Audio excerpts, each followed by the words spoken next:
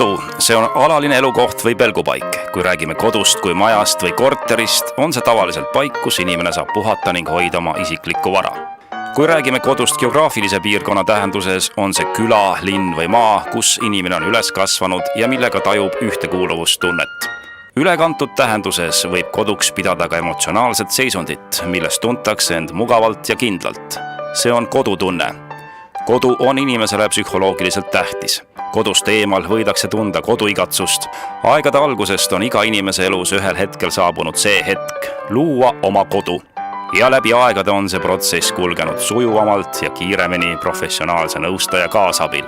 Maailma esimese maakleri nimi jäi küll kivisse raiumata, kuid mälestus temast elab siiani.